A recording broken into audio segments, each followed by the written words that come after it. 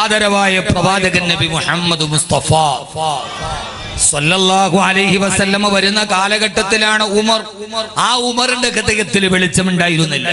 ഏതുവരെ ലാ യസ്ലഹു വലദു ഖത്താബ് ഹത്താ യസ്ലഹു ഹിമാറു ഖത്താബ്.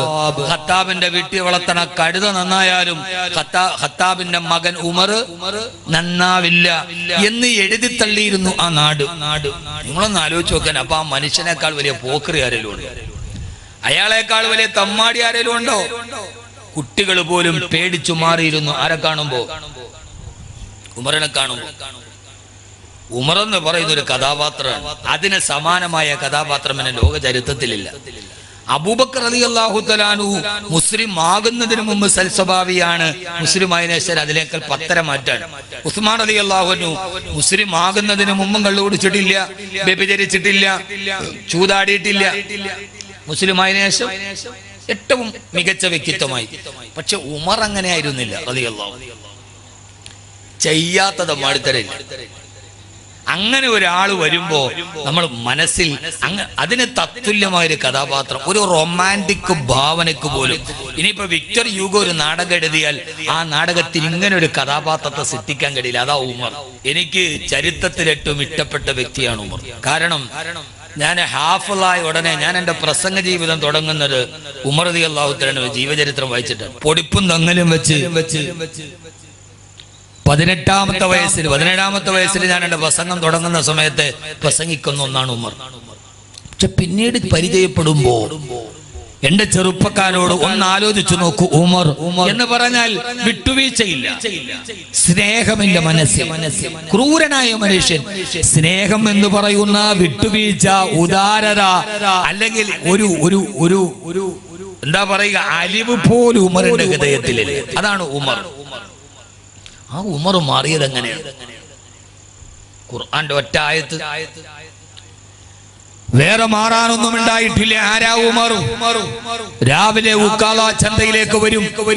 ആ ചന്ത തുറക്കുന്നതിന് മുമ്പ് ഫുട്പാത്ത് കച്ചവടക്കാരുണ്ട്. നമ്മുടെയൊക്കെ നാട്ടിൽ ഇപ്പൊ ചന്ത നടക്കുമ്പോ, ഇവിടെ ചന്ത നടക്കാറില്ലേ? കൊട്ടുകാട അതോ ചവറയാ? കൊട്ടുകാട് ചന്തയുണ്ട്. അപ്പൊ അവിടെ രാവിലെ മാർക്കറ്റ് തുടങ്ങുമ്പോ അതിന്റെ വെളിയിൽ ഈ വെയിലത്തൊക്കെ നിൽക്കുന്ന ഫുട്പാത്ത് കച്ചവടക്കാരുണ്ടാവും ഇല്ലേ? സർവ്വതും എന്ന് പറഞ്ഞാല് ഈ നമുക്ക് അത്യാവശ്യമുള്ള സാധനങ്ങളൊക്കെ വെളിയിൽ വിൽക്കുന്ന സർവ്വ ആളുകളും ഫുട്പാത്ത് കച്ചവടക്കാർ. ആ ഫുട്പാത്ത് കച്ചവടക്കാരെ പോലെ ഉക്കാള ചന്തയിൽ കുറെ കച്ചവടക്കാരും. അവർ രാവിലെ നേരം പുലർന്നതേയുള്ളൂ. സാധനങ്ങളൊക്കെ എടുത്ത് വെളിയിലേക്ക് അടുക്കി വെക്കുകയാണ്. ആ സമയത്താണ് മക്കയിലെ ഏറ്റവും വലിയ അതിപ്രശസ്തനായ ഗുണ്ട അവിടേക്ക് കടന്നു വരുന്നത്. ഖത്താബിന്റെ മകൻ ഉമർ സാധനങ്ങൾ പറക്കി വെക്കാൻ. ആ പറക്കി വെക്കുന്നവന്റെ മുമ്പിൽ വന്നിട്ട് പറഞ്ഞു, എടുക്കടാ 20 ദിർഹം. അയാള് ദയനീയതയോടുകൂടി ഫുട്പാത്ത് കച്ചവടക്കാരൻ ഉമറിന്റെ നേരെ നോക്കിയിട്ട് പറഞ്ഞു, ഉമറെ, കച്ചവടം തുടങ്ങിയിട്ടില്ല, ആളുകൾ വരാൻ തുടങ്ങിയിട്ടില്ല, സാധനങ്ങൾ എടുത്തിട്ട് ഞാൻ നിരത്തി വെക്കാൻ തുടങ്ങിയതേയുള്ളൂ. എന്റെ കയ്യിൽ ഒരു ദിർഹം പോലും ആദ്യത്തെ കൈനീട്ട കച്ചവടം കിട്ടിയിട്ടില്ല. ഉമറെ, നീ പോയിട്ട് ഒരു 20 മിനിറ്റ് കഴിഞ്ഞു വന്നാൽ എന്തെങ്കിലും കച്ചവടം നടക്കും. ആ കച്ചവടത്തിൽ നിന്ന് കിട്ടുന്ന ആദ്യത്തെ പൈസ നിനക്ക് ഞാൻ തന്നേക്കാം ഉമറെ എന്ന് ഉമറിന്റെ സ്വഭാവം അറിയാവുന്ന കച്ചവടക്കാരൻ പേടിച്ചു പറച്ച് കൈകുപ്പിയിട്ട് ഉമറിനോട് പറഞ്ഞു. അന്ന് ഉമർ റളിയല്ലാഹു അൻഹു ആയിട്ടില്ല. ഞാൻ പറഞ്ഞ മനസ്സിലായ? ഉമറെ, നീ പോയിട്ട് വാ. കൈനീട്ടം പോലും വിറ്റിട്ടില്ല ഉമറെ. നിങ്ങളൊന്ന് ഹൃദയത്തിലേക്ക് ഇറക്കി. ആ ഉമറിന് കൈനീട്ടം പോലും വിറ്റിട്ടില്ല ഉമറെ. ഇവിടത്തൊക്കെ ഏത് ഗുണ്ടയാണെങ്കിലും ചിലപ്പോ കത്തി ഒന്ന് മീശലൊക്കെ വരച്ചിട്ട് 20 മിനിറ്റ് കഴിഞ്ഞ് ഞാൻ വരും, തന്നില്ലെങ്കിൽ കൊടല് ഞാൻ ഉരിയെടുക്കും. അല്ലേ? നമ്മുടെ നാട്ടിലെ കുറച്ച് പേടിപ്പെടുത്തുന്ന ആളുകൾ, കുറച്ച് വീരവാദം പറഞ്ഞ ആളുകൾ അങ്ങനെയല്ലേ പറയാ? നിങ്ങളെ കണ്ടിട്ട് നിങ്ങളെ മുഖം കണ്ടിട്ട് ഒന്നും നിങ്ങൾക്ക് പരിചയമില്ല, നിങ്ങൾ വല്ലാത്ത മുത്തക്കിങ്ങളാണല്ലേ, ഇതൊന്നും കേട്ടിട്ട് ഒരു പരിചയവും നിങ്ങൾക്ക് ഇല്ലാത്ത മാതിരി. യഥാർത്ഥത്തിൽ ഒരാൾ ഏറ്റവും അതിക്രൂരനും അങ്ങനെയല്ലേ പറയൂ. ഉമറിനോട് കൈയാദിച്ചിട്ട് പറഞ്ഞു, ഉമറെ, ആദ്യത്തെ കൈനീട്ടം പോലും വെച്ചിട്ടില്ല, നീ പോയിട്ട് 20 മിനിറ്റ് കഴിഞ്ഞ് തിരിച്ചു വാ ഉമറെ. ഉമർ എന്ത് ചെയ്തെന്നറിയോ? അരയിൽ കിടക്കുന്ന മൂർച്ചയുള്ള വാള് വലിച്ചൂരി ആ കച്ചവടക്കാരന്റെ കഴുത്തിലെ കാഞ്ഞുവെട്ടി. അയാളുടെ ശിരസറ്റ കബന്നം മറുഭാഗത്തേക്ക് മലന്നു വീണപ്പോ ആ മലന്നു വീണ മനുഷ്യന്റെ കയ്യിലേക്ക് വലത്തെ വലത്തെ കാലുകൊണ്ട് ചവിട്ടി ഇടത്തെ കൈയിലിരിക്കുന്ന കത്തി കൊണ്ടവന്റെ കൈപ്പത്തിയിൽ കുത്തി ആ കൈ മുകളിലോട്ട് വലിച്ചെടുത്ത കയ്യെ കത്തിയിൽ കുത്തിയിട്ട് വാളിന്റെ തലപ്പത്ത് കുത്തിയിട്ട് പൊക്കിയെടുത്ത ആ കയ്യിൽ ഇടത്തെ കൈ കൊണ്ട് പിടിച്ച് ആ മനുഷ്യന്റെ ശിരസട്ട കബന്ധം ചോരയിൽ കുളിച്ചു കിടക്കുന്ന കച്ചവടക്കാരന്റെ വലത്തെ കയ്യിലെ തള്ളവരൽ തന്റെ വാളുകൊണ്ട് വെട്ടിയെടുത്ത് ആ വെട്ടിയെടുത്ത തള്ളവരൽ തന്റെ കഴുത്തിൽ കിടക്കുന്ന മാലയിൽ ഒരു മുള്ളുകൊണ്ട് കോർത്ത് കഴുത്തിൽ മാലയിൽ കെട്ടിത്തൂക്കിയിട്ടു. ആ നിരപരാധിയായ മനുഷ്യന്റെ കൈവിരലിലൂടെ ഒലിച്ചിറങ്ങുന്ന ചുടുരക്തം ഉമറിന്റെ നെഞ്ചകത്തിലൂടെ ഒലിച്ചിറങ്ങുമ്പോ ഭയചകിതരായിരുന്ന ആ കമ്പോളത്തിലെ അടുത്ത കച്ചവടക്കാരന്റെ മുമ്പിൽ പോയിട്ട് പറഞ്ഞു, ഉമറിന്റെ വാളിന്റെ തലപ്പിലൂടെ ആ മനുഷ്യന്റെ രക്തം ഇറ്റിട്ട് വീഴുന്നുണ്ട്, എടുക്കടാ 20 ദിർഹം. ആ മനുഷ്യൻ പേടിച്ചരണ്ട് തന്നെ മടിശീലയിൽ നിന്ന് ദിർഹം എടുത്ത് ഉമറിന്റെ കയ്യിലോട്ട് കൊടുത്തപ്പോ അവിടെ നിൽക്കുന്ന മുഴുവൻ കച്ചവടക്കാരുടെ നേരെ നോക്കിയിട്ട് വാള് ചുരുട്ടിയ ഉമർ, ഈ ഉമറിന് ഇപ്പോൾ 20 ദിർഹം തന്നില്ലെങ്കിൽ എന്റെ മാലയുടെ മുള്ളിൽ കോർത്ത് കിടക്കുന്നത് അടുത്തത് നിന്റെ തള്ളവരലാകുമെന്ന് പറയാതെ പറഞ്ഞ ഖത്താബിന്റെ മകൻ ഉമർ, മനസ്സിലെ അറിവില്ലാത്ത ഉമർ, വിട്ടുവീഴ്ചയില്ലാത്ത സ്നേഹം കരുണയെന്തെന്ന് വികാരം അറിഞ്ഞില്ലാത്ത ഖത്താബിന്റെ മകൻ ഉമർ, ഈ ഉമറാണ് ഊരിപ്പിടിച്ച വാളുമായിട്ട് അല്ലാഹുവിന്റെ റസൂലിന്റെ കരുത്ത് വെട്ടാൻ പോകവേ ആ പോകുന്ന വഴിയിലാണ് സഹോദരി ഫാത്തിമയുടെ വായിൽ നിന്നൊരു വാക്ക് കേൾക്കുന്നത്, ബിസ്മില്ലാഹിർ റഹ്മാനിർ റഹീം, ത്വാഹ ത്വാഹ. അതേവരെ അറബി ഭാഷയിൽ താൻ സംസാരിച്ചു കൊണ്ടിരുന്ന 2 അക്ഷരങ്ങൾ കൂട്ടിച്ചേർത്തിട്ട് സഹോദരി ഫാത്തിമയുടെ നാവിലൂടെ ഒരു ശബ്ദം വരുമ്പോ ഉമർ ചിന്തിച്ചു, പത്ര ഇത് എന്തോ ഒരു സുന്ദരമാണ് ഇത് കേൾക്കാൻ. കാട്ടാളന്റെ കാലിൽ ചങ്ങല കെട്ടിട്ടതുപോലെ പിടിച്ചു നൽകിയപ്പോ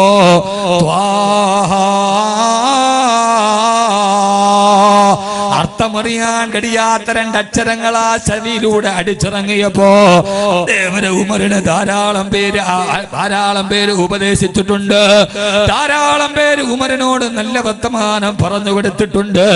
ഒരു നല്ല വാക്ക് പോലും ചെവിയിലൂടെ അകത്തോട്ട് കയറാത്ത കാട്ടാളനായ ഉമറിന്റെ ഹൃദയത്തിലേക്ക് അല്ലാഹുവിന്റെ ഖുർആനിന്റെ വാക്കുകൾ ഇറങ്ങിയപ്പോ അത് അർത്ഥമറിഞ്ഞിട്ടായിരുന്നില്ലല്ലോ സഹോദരാ. അർത്ഥമറിയാത്ത 2 അക്ഷരങ്ങൾ കൂട്ടിച്ചേർത്ത് പറഞ്ഞപ്പോ അത് കേട്ട ഉമർ റളിയല്ലാഹു തആല നിശ്ചലനായി നിൽക്കവേ, എവിടെ നിന്നാണ് ഈ വാക്ക് വരുന്നത്, ഇതാരുടെ വാക്കാണത്? അപ്പോഴാണ് പിന്നെ കേൾക്കുന്നത്, ഇന്നനീ അനല്ലാഹ് ലാ ഇലാഹ ഇല്ലാ അന ഫഅ്ബുദ്നി വഅഖിമിസ് സ്വലാത്ത ലിദിക്രി. ഉമറേ ഉമറേ ഉമറേ, ഞാൻ ആരെന്നറിയുമോ? ത്വാഹ, ഞാൻ ആരെന്നറിയുമോ ഉമറേ? മാ അൻസൽനാ അലൈക്കൽ ഖുർആന ലിതശ്ഖാ. ഉമറേ, ഈ ഖുർആനിനെ ഞാൻ അവതരിപ്പിച്ചത് നീ പരാജയപ്പെട്ടു പോകാതിരിക്കാനാണ്, നീ ജീവിതത്തിൽ തോൽക്കാതിരിക്കാനാണ് ഉമറേ, നീ പരാജയപ്പെട്ടു പോകാതിരിക്കാനാണ് ഉമറേ ഈ ഖുർആനിനെ ഞാൻ അവതരിപ്പിച്ചത്. അസുരനായ കാട്ടാളനായ ഉമറിന് തോന്നി ഞാൻ പരാജയത്തിലാണല്ലോ, ഞാൻ വ്യഭിചാരത്തിലാണല്ലോ, ഞാൻ മദ്യപാനത്തിലാണല്ലോ, എല്ലാം നഷ്ടപ്പെട്ട ജീവിതമാണല്ലോ എന്റേത്. 6 അടി മണ്ണിലേക്ക് പോയാലും പിന്നെ എന്റെ അവസ്ഥ ഏതാ? സഹോദരാ, 20 ദിർഹം ചോദിച്ചിട്ട് അരമണിക്കൂർ കഴിഞ്ഞ് വരാൻ പറഞ്ഞവന്റെ കൈവിരൽ വെട്ടിയെടുത്തിട്ട് കഴുത്തിന് മാലയായി കോത്തിട്ട ഉമറാണ്. ഈ ഒരൊറ്റ വാക്ക് കേട്ടപ്പോ പിന്നെ ഉമറാരായി മാറിയെന്നറിയുമോ? ചരിത്രം വിശദീകരിച്ചു പറയലെന്റെ യാതൊരുവിധ ലക്ഷ്യത്തിന് പെട്ടതല്ല. പാതിരാവിന്റെ നിശബ്ദതയിൽ കിടന്നു പോകുമ്പോ തന്റെ തലയുടെ മുകൾ ഭാഗത്ത് ഗോതമ്പ് മാവ് ചുവന്നുകൊണ്ട് പാവപ്പെട്ടവർക്ക് ഭക്ഷണം കൊടുത്ത ഗർഭിണികളായ അഭയാർത്ഥികൾ വരുമ്പോ പാതിരാത്രിയിൽ ഉറക്കമളച്ച് അവർക്ക് കൂട്ടുനിന്ന പാവപ്പെട്ട രോഗികളെ സംരക്ഷിക്കാൻ പാതിരാത്രിയിൽ ഉറക്കമളത്ത് യാത്ര ചെയ്ത ഉമർ, പിന്നീട് ഉമറിന് രാത്രിയിൽ ഉറക്കമില്ലത്രേ. അപ്പോഴാണ് കൂട്ടുകാര് പറഞ്ഞത്, ഉമറേ എന്തിനാണ് ഉമറേ, എന്തിനാണ് ഉമറ് ഇങ്ങനെ ഉറക്കമുളക്കുന്നത് എന്തിനാണ് ഉമറേ? എത്രയോ മാസങ്ങളായി നിങ്ങൾ ഉറങ്ങിയിട്ട് ആളുകൾക്ക് ഭക്ഷണം കൊടുക്കാൻ, രോഗികളെ പരിഹരിക്കാൻ എത്രയോ നാളുകളായി നിങ്ങൾ കഷ്ടപ്പെടുകയാണ്. അതുകൊണ്ട് ഇന്നെങ്കിലും നിങ്ങൾ പോയി ഉറങ്ങണേ. ഇന്ന് നിങ്ങൾ ചെയ്യുന്ന ജോലി ഞങ്ങൾ ചെയ്തു കൊള്ളാം എന്ന് കൂട്ടുകാർ വന്ന് പറയവേ ഉമർ റളിയല്ലാഹു തആല പറഞ്ഞ ഒരു മറുപടിയുണ്ട്. എന്നെ ചതിക്കല്ല കൂട്ടുകാരെ, എന്നെ നിങ്ങൾ നരകത്തിലോട്ട് വലിച്ചെറിയുകയാണോ? ഉമറേ, നിനക്ക് നരകമോ? ആ സമയത്താണ് നെഞ്ചിലടിച്ചിട്ട് ഉമർ പറഞ്ഞത്, എന്തിനാണ് പാതിരാത്രിയിൽ ഞാൻ ഈ ഗോതമ്പ് ചുമക്കുന്നതെന്നറിയുമോ? പാവപ്പെട്ട രോഗികളുടെ മലവും മൂത്രവും കഴുകുന്നത് എന്തിനെന്നറിയുമോ? ഉമറിന്റെ ഭൂതകാലത്തിന്റെ രാത്രികൾ നല്ലതായിരുന്നില്ല. എനിക്ക് മദ്യപിക്കാത്ത രാത്രി ഉണ്ടായിരുന്നില്ല, എനിക്ക് വ്യഭിചരിക്കാത്ത രാത്രി ഉണ്ടായിരുന്നില്ല. ഹബീബായ നബി മുഹമ്മദ് മുസ്തഫ സല്ലല്ലാഹു അലൈഹി വസല്ലമയുടെ ചാരത്ത് വന്ന് മുസ്ലിമാകുന്നത് വരെ ഉമർ വ്യഭിചരിക്കാത്ത രാത്രിയില്ല, ഉമർ മദ്യപിക്കാത്ത രാത്രിയില്ല. അതുകൊണ്ട് ഞാൻ ഇന്നലകളിൽ ചെയ്തു പോയ രാത്രികളുടെ തെറ്റുകൾക്ക് പകരം ചെയ്യാനാണ് ഞാൻ ഈ രാത്രികളിലെ നന്മകൾ ചെയ്യുന്നതെന്ന് പൊട്ടിക്കരഞ്ഞുകൊണ്ട് പറഞ്ഞ ഉമർ റളിയല്ലാഹു തആല അൻഹു അവസാനം മദീനത്തെ പള്ളിയിൽ മരിക്കുന്നതിന് തൊട്ടു മുമ്പ് ഖുത്ബ ഓതുമ്പോ ആ ഖുത്ബയിൽ വെച്ചിട്ട് ദുആ ചെയ്യുകയാണ്, അല്ലാഹുവേ അല്ലാഹുവേ അല്ലാഹുവേ അല്ലാഹുമ്മ ർസുഖ്നി ഷഹാദതൻ ഫീ ബലദി റസൂലിക. അല്ലാഹുവേ അല്ലാഹുവേ, എനിക്ക് മരിക്കുന്ന സമയം ഹബീബായ നബി തങ്ങളുടെ മദീനയിൽ കിടന്ന് ഷഹീദായി മരിക്കണം റബ്ബേ. ഉമറിന്റെ അവസാനത്തെ ആഗ്രഹം ഇതാണ്. എന്റെ പ്രിയപ്പെട്ട ചെറുപ്പക്കാരോട്, എന്റെ പ്രിയപ്പെട്ട ശുഭിത യൗവനത്തോട് ആരൊക്കെയോ പറയുന്നത് കേട്ട് അന്ധകാരത്തിന്റെ വിളനിലങ്ങളിലൂടെ നടന്നുപോയ, ശപിക്കപ്പെട്ട നിഷ്ക്രിയത്വത്തിന്റെ ഇരുണ്ട തുരുത്തുകളിലൂടെ നടന്നുപോയ അന്ധവിശ്വാസങ്ങളെയും അശ്ലീലങ്ങളെയും അനാചാരങ്ങളെയും ഹൃദയത്തിലോട്ട് ചേർത്ത് വെച്ച എന്നെ ആരും ഉപദേശിക്കണ്ടടാ എന്ന് പറഞ്ഞ ക്ഷുഭിത യൗവനമേ, ഈ കാട്ടാളനായ ഉമറിന് മരിക്കുന്ന സമയത്ത് ഏറ്റവും വലിയ ആഗ്രഹമേടെന്നറിയോ? എനിക്കെന്റെ ഹബീബായ മുത്തിന്റെ മദീനയിൽ കിടന്ന് മരിക്കണം. ഏത് മുത്തെന്നറിയുമോ? കഹ്ഫുൽ വറാ ശംസുൽ ളുഹാ ബദറുദ്ദുജാ. ആരുടെ കരുത്ത് വെട്ടാൻ കത്തിയുമെടുത്തിട്ട് പോകുമ്പോഴാണോ ഞാൻ ഇസ്ലാമിന്റെ വെളിച്ചം കണ്ടത്? ആരുടെ കരുത്ത് വെട്ടാനാണോ ഞാൻ എന്റെ ജീവിതത്തിൽ ഇറങ്ങി തിരിച്ചത്? അതേ നേതാവിന്റെ ചാരത്ത് കിടന്ന് എനിക്ക് മരിക്കണം. സഹാബത്തിനോട് ദുആ ചെയ്യുമ്പോ സഹാബത്ത് ആമീൻ പറയുന്നില്ല. ബഹുമാനപ്പെട്ട ഉമർ റളിയല്ലാഹു തആല മിമ്പറിൽ നിന്ന് വിളിച്ചു പറഞ്ഞു അത്രേ, സഹാബാ അമ്മിനൂ റഹ്മക്കുമുല്ലാഹ്, നിങ്ങളൊന്ന് ആമീൻ പറയണേ. ഇത് ഉമറിന്റെ അവസാനത്തെ ആഗ്രഹമല്ലേ? നിങ്ങളൊന്ന് ആമീൻ പറയാത്തതെന്താ? ഉമറെ, എങ്ങനെയാണ് ആമീൻ പറയുന്നത്? നിന്റെ ആഗ്രഹം നടക്കില്ലല്ലോ ഉമറെ. യുദ്ധം ചെയ്താലല്ലേ ഷഹീദാവാൻ പറ്റൂ. മദീനയിലെ യുദ്ധം പാടില്ലല്ലോ ഉമറെ. പിന്നെങ്ങനെയാ മദീനയിൽ നീ ഷഹീദാവുക? മദീനയിൽ വെച്ച് പിതാവിന്റെ കൊലപാതകയെ കണ്ടാൽ പോലും യുദ്ധം ചെയ്യരുതെന്നല്ലേ? മദീന എത്രയേറെ പവിത്രമല്ലേ? പക്ഷേ ഉമർ റളിയല്ലാഹു അൻഹു നിരാശനായില്ല. സഹോദരാ, എപ്പോഴും ദുആ ചെയ്തു, റബ്ബേ എനിക്കെന്റെ ഹബീബായ മുത്തിന്റെ മദീനയിൽ രക്തസാക്ഷിയായിട്ട് മരിക്കണം. അതുകൊണ്ടാണല്ലോ സുബഹി നമസ്കാരത്തിന് പള്ളിയിലേക്ക് പോകുമ്പോ അതിന് തലേ ദിവസം ചന്തയിലൂടെ മരിക്കുന്നതിന്റെ തൊട്ട് തലേ ദിവസം ചന്തയിലൂടെ നടക്കുമ്പോ അബൂ ലുലുഅ എന്ന മജൂസിയെ കണ്ടു. ഉമർ റളിയല്ലാഹു അൻഹു സഹാബത്തിന്റെ കൂടെ നടക്കാണ്. ചോദിച്ചു, അബൂ ലുലുഅ, നീ ഒരു ആസുകല്ല് ഉണ്ടാക്കി എന്ന് പറയുന്നത് കേട്ടല്ലോ. അബൂ ലുലുഅ പറഞ്ഞു അത്രേ, അതെ, ഞാനൊരു ആസുകല്ല് ഉണ്ടാക്കിയിട്ടുണ്ട്. അതിന്റെ പ്രസിദ്ധി നാളെ ലോകം മുഴുവനും വ്യാപിക്കും ഉമറേ. ഭീഷണിയുടെ സ്വരത്തിൽ പറഞ്ഞപ്പോ ഉമർ റളിയല്ലാഹു അൻഹു സഹാബത്തിനോട് പറഞ്ഞു, സഹാബാ, ഇവൻ എന്നെ ഭീഷണിപ്പെടുത്തുകയാണോ എന്ന് പറഞ്ഞതിന്റെ പിറ്റേ ദിവസം പള്ളിയിലെ സുബഹി നമസ്കാരത്തിന് പോകുമ്പോഴാണ് ഉമർ റളിയല്ലാഹു തആല നിസ്കാരത്തിൽ കൈകെട്ടി നിൽക്കുകയാണ്. ഒന്നാമത്തെ റക്അത്ത് പൂർത്തിയായി. രണ്ടാമത്തെ റക്അത്തിലോട്ട് കിടക്കുമ്പോഴാണ് അബൂ ലുലുഅ പാഞ്ഞെടുക്കുന്നത്. ഇരട്ട തലയുള്ള, ഇരട്ട മൂർച്ചയുള്ള, രണ്ട് ഭാഗത്ത് ഇരുതല മൂർച്ചയുള്ള കടാര കൊണ്ട് ആദ്യം നെഞ്ചിലേക്ക് ആഞ്ഞുകുത്തി. ആഞ്ഞുകുത്തി.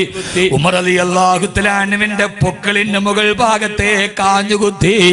ആ കുത്തിയ ഭാഗത്തിലൂടെ കുടൽമാലകൾ കീറി മുറിച്ച് കത്തിയുടെ ഒരു ഭാഗം അകത്തേക്ക് കയറി. ഉമർ റളിയല്ലാഹു അൻഹു ഓ എന്ന് നിലവിളിച്ചപ്പോൾ അബൂലുആക്ക് പരിഭ്രാന്തിയായി. ഉമർ മരിച്ചില്ലെങ്കിലോ?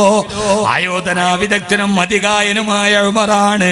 ആ കത്തി അതേപടി വലിച്ചൂരി മറുഭാഗം കൊണ്ട് തൊണ്ടക്കുടിയിലേക്ക് കുത്തിയിറക്കിയപ്പോ ഉമർ റളിയല്ലാഹു തആല കുടൽമാല വെളിയിലേക്ക് ചെറുതെറിച്ച് ഉമർ റളിയല്ലാഹു അൻഹു ബോധരഹിതനായി താഴോട്ട് വീഴുന്നു. സഹാബത്തിലെ അബൂ തൽഹ റളിയല്ലാഹു തആല ഇമാമ നിൽക്കുന്നു. മറുഭാഗത്ത് ലോകത്തിന്റെ ഖലീഫ രക്തത്തിൽ കുളിച്ചു കിടക്കുന്നു.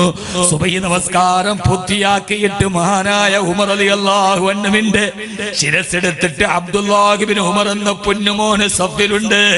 ഉപ്പാന്റെ ശരീരമെടുത്ത് മടിയിലേക്ക് ചേർത്ത് വെച്ചിട്ട് ബോധം തെളിഞ്ഞ ഉമർ റളിയല്ലാഹു തആല അൻഹു, പ്രിയപ്പെട്ട ഉമർ റളിയല്ലാഹു തആല അൻഹു, മോനെ അബ്ദുല്ലാ, എന്തേ ഉപ്പാ സുബഹിന്റെ സമയം കഴിയാറായോ അബ്ദുല്ലാ?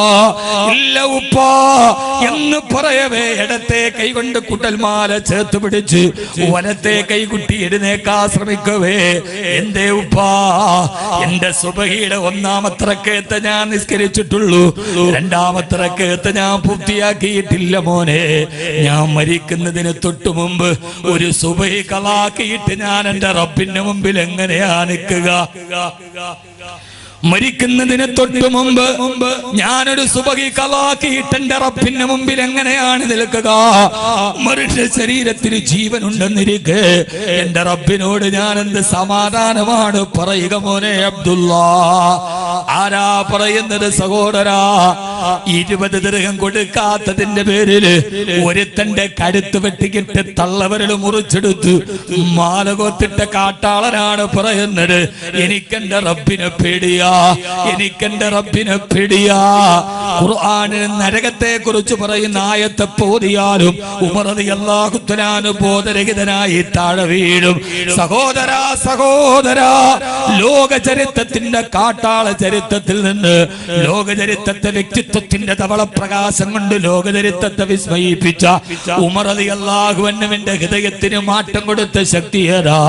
ആ ശക്തിയാണ് അല്ലാഹുവിന്റെ വിശുദ്ധ ഖുർആൻ. അല്ലാഹുവിന്റെ വിശുദ്ധ ഖുർആൻ, ഏത് ഹൃദയത്തിന്റെ ഇരുട്ടിലേക്ക് തുളച്ചു കയറുന്ന വിശുദ്ധ ഖുർആൻ. അല്ലാഹു നമുക്ക് തൗഫീഖ് നൽകി അനുഗ്രഹിക്കുമാറാകട്ടെ. ആ ഖുർആന്റെ വെളിച്ചം, ഉമറിന്റെ ഹൃദയത്തിന് വെളിച്ചം കൊടുത്ത ഖുർആൻ ഏതായാലും നമ്മുടെ ഹൃദയത്തിന് വെളിച്ചം തരും, ഉറപ്പാണ്. കാരണം നമ്മൾ ഉമറിന്റെ അത്രയും തെറ്റ് ചെയ്തിട്ടില്ല റളിയല്ലാഹു അൻഹു. ഉണ്ടോ? അത്രയ്ക്ക് ക്രൂരന്മാരാണോ? നമ്മളല്ലല്ലോ. അപ്പൊ ഏതായാലും ഈ ഖുർആന്റെ അടുക്കലേക്ക് നമ്മൾ സഞ്ചരിച്ചാൽ ഇൻഷാ അല്ലാഹ് ഈ ഖുർആൻ നമ്മുടെ ഹൃദയത്തിന് വെളിച്ചം തരും, ഉറപ്പാണ്. അള്ളാഹു നമുക്ക് ഖുർആനിലേക്ക് അടുക്കാൻ അള്ളാഹു തൗഫീഖ് നൽകട്ടെ. ആമീൻ പറ മനുഷ്യന്മാരെ. അള്ളാഹു നമുക്ക് ആ ഖുർആനിലേക്ക് അള്ളാഹു നടക്കാൻ തൗഫീഖ് നൽകട്ടെ. ആമീൻ പറയ്. ഇന്നിപ്പോ ഒരു ജുസ് ഇന്നത്തെ ദിവസം ഖുർആൻ ഓതി ആരൊക്കെ ഉണ്ടെന്ന് കൈവക്കാൻ പറഞ്ഞ ഒരു ജുസ് ഇന്ന് ഖുർആൻ ഓതിയവർ കൈവക്കാൻ പൊക്കണ്ട, ഉള്ള ചീത്ത പേര് കളയണ്ട. അങ്ങനെ ഇരിക്കട്ടെ. ഞാൻ പറയുന്നത് നമുക്ക് എല്ലാമായിട്ടും ബന്ധമുണ്ട്. ഖുർആനുമായിട്ട് എന്താ ബന്ധം എന്ന് പറയും. ഇപ്പൊ ഞാൻ നിങ്ങളോട് ചോദിക്കാം, നിങ്ങളുടെ വീട്ടിലെ ഖുർആൻ എന്തിയെന്ന് ചോദിച്ചാൽ ആ സമയത്ത് നിങ്ങൾ പറയും, ഉസ്താദേ ഞങ്ങളുടെ വീട്ടിലെ ഖുർആൻ ആരും എടുക്കാതെ പൊടി പറ്റാതെ ഒരു തുണിയുടെ സഞ്ചിയുടെ കവർ തയ്ച്ച് ആ കവറിന്റെ അറ്റത്തൊരു വള്ളി കെട്ടി നന്നായിട്ട് കെട്ടി ഭദ്രമാക്കി അലമാരിയുടെ ഏറ്റവും മുകളിൽ വെച്ചിട്ടുണ്ട് അല്ലേ? അല്ലേ? ഒന്ന് രണ്ട് പേരൊക്കെ പറയാം, ഒന്ന് രണ്ട് പേരൊക്കെ നാദിറക്കൽ മഅദൂം അങ്ങനെ അല്ലേ? എന്താ നിങ്ങൾ അവനാനെ കുറിച്ച് ചോദിച്ചോ ഉണ്ടായിരിക്കണേ? യഥാർത്ഥത്തിൽ അങ്ങനെയല്ലേ നമ്മുടെ വീട്ടിലെ ഖുർആന്റെ അവസ്ഥ? ഖുർആൻ തൊടാതിരിക്കാനുള്ളത്, ഈ ഖുർആൻ ഓതാനുള്ളത്. എന്തെങ്കിലും അങ്ങ് പറഞ്ഞു പോണത് കൊണ്ടല്ലോ വകല് കഴിയുമ്പോൾ ആർക്കെങ്കിലും ഈ ഖുർആൻ ഒന്ന് പഠിക്കണമെന്ന് തോന്നുന്നു. അള്ളാഹു തൗഫീഖ് നൽകട്ടെ. ഞാൻ കഴിഞ്ഞ ആഴ്ച എയർപോർട്ടിലേക്ക് യാത്ര ചെയ്ത ഒരു പാലക്കാടുകാരൻ എന്നെ വിളിച്ചോണ്ട് ഉസ്താദെ ലോറി ഡ്രൈവറാണ്, നാഷണൽ പെർമിറ്റ് ലോറി ഓടിക്കല ജോലി. അതുകൊണ്ട് തന്നെ കയ്യിലില്ലാത്ത ഗുരുത്തക്കേടൊന്നും ഉണ്ടായിരുന്നില്ല. ഒരിക്കലും ലോറി വന്നപ്പോ എന്റെ കൂടെ ഇന്ന് ക്ലീനർ ഉസ്താദിന്റെ ഒരു പ്രസംഗം വെച്ചു, ഉമർ റളിയല്ലാഹു തആല അൻഹുവിന്റെ പ്രസംഗം. അത് കേട്ട് നന്നായതാ. പിന്നെ ഇപ്പൊ ഉസ്താദെ ദുശീലങ്ങളൊക്കെ ഉപേക്ഷിച്ചു, 5 വക്ത് നിസ്കാരമൊക്കെ ഉണ്ട്, ഉസ്താദ് ഒന്ന് ദുആ ചെയ്യണേ. ഒരു നാഷണൽ പെർമിറ്റ് ലോറിക്കാരൻ. ഉമറിന്റെ ചരിത്രം കേട്ടാ മാറാത്ത മനസ്സാരുടേത്. അള്ളാഹു അദ്ദേഹത്തെ അങ്ങനെ നിലനിർത്തി കൊടുക്കട്ടെ.